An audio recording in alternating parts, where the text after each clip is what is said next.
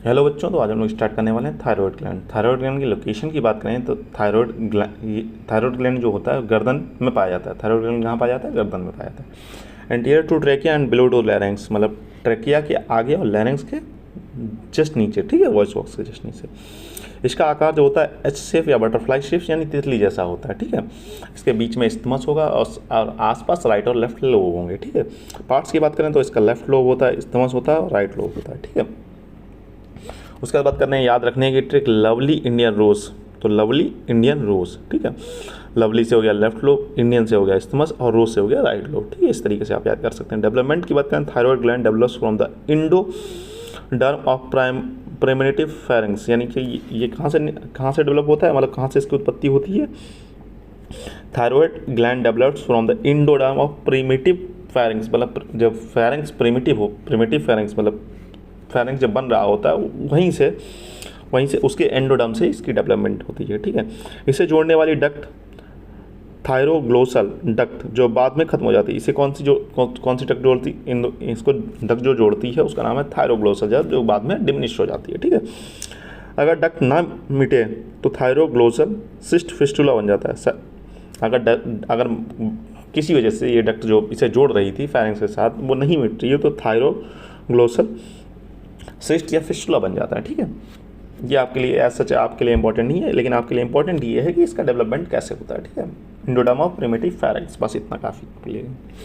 Blood supply की बात करें तो मनीमोनिक से सिट डाउन, ठीक है। सिट से superior thyroid artery from external carotid से आ रही है, ठीक है। Inferior thyroid artery from thyro cervical trunk से आ रही है और थायराइड ईनिया आर्टरी कभी कभी पाई जाती है, ठीक है। सुपीरियर थायराइड आर्टरी और इन्फीरियर थायराइड आर्टरी, इतना काफ़ी, आप इतना याद रखेंगे, इतना काफ़ी, इतना क्या काम चल जाएगा।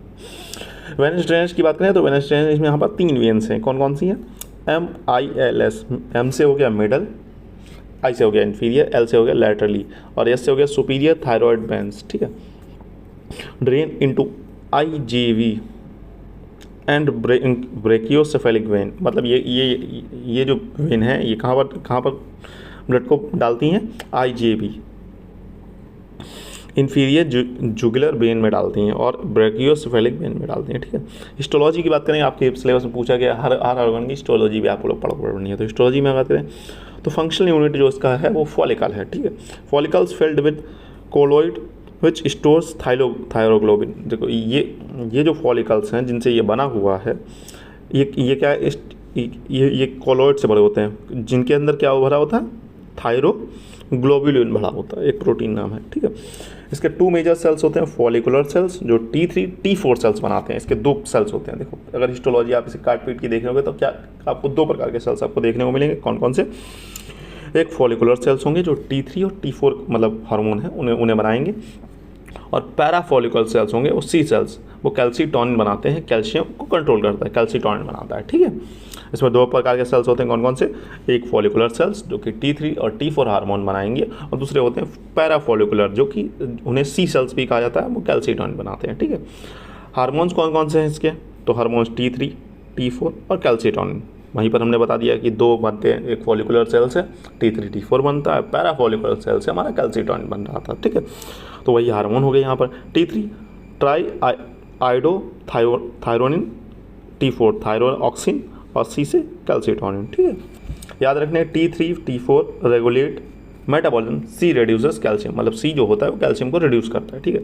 फंक्शंस की बात करें तो मेटाबॉलिज्म को बढ़ाता है, रेस्पिरेटरी रेट को बढ़ाता है, सिंपैथेटिक एक्टिविटी को बढ़ाता है, ग्रोथ एंड डेवलपमेंट में स्पेशली जो ब्रेन का ग्रोथ और डेवलपमेंट है उसमें मदद करता है, ठीक है। एपिटाइट मतलब भूख बढ़ाता है, टेम्परेचर को रेगुलेट करता है, ठीक है। तो MRS गेट याद हो, इस तरीके से याद कर सकते हैं।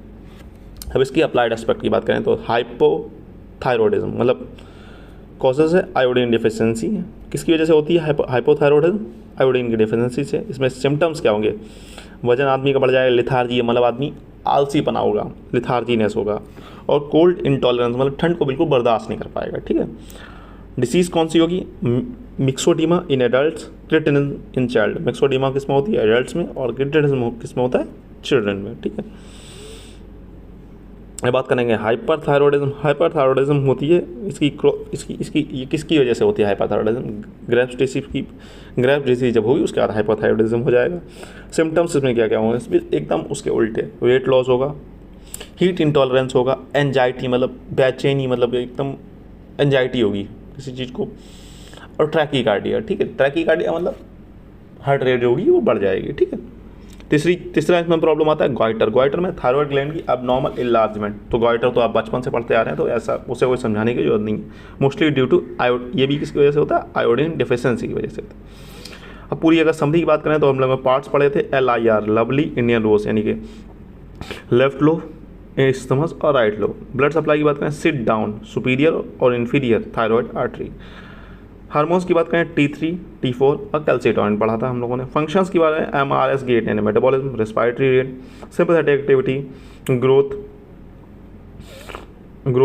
को कंट्रोल करता है और बाकी सारी चीज़ों को कंट्रोल करता है। और बाकी किसको कंट्रोल करता है? ग्रोथ है, ग्रोथ एंड डेवलपमेंट, एपिटाइट और टेम्परेचर को रेगुलेट करता है। ठीक है, गेट हो गया। हम लोग देखिए यहाँ पर बताया गया है कि थायराइड, असल में थायराइड ग्लैंड है कहाँ पर? थायराइड ग्लैंड यहाँ पर है, इसके जस्ट पीछे होते हैं 4।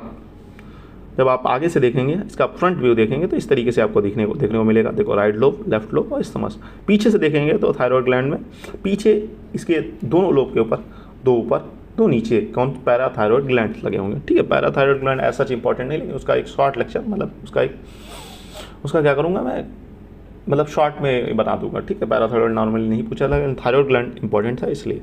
ठीक है, पैराथायराइड कहाँ होते हैं? थायराइड ग्लैंड के जस्ट पीछे, राइट लोब पर 2, लेफ्ट लोब पर 2। ठीक है बच्चों, तो मिलते हैं नेक्स्ट लेक्चर में, तब तक के लिए हैव अ नाइस डे। पढ़ाई करते रहें, एकदम मस्त रहें।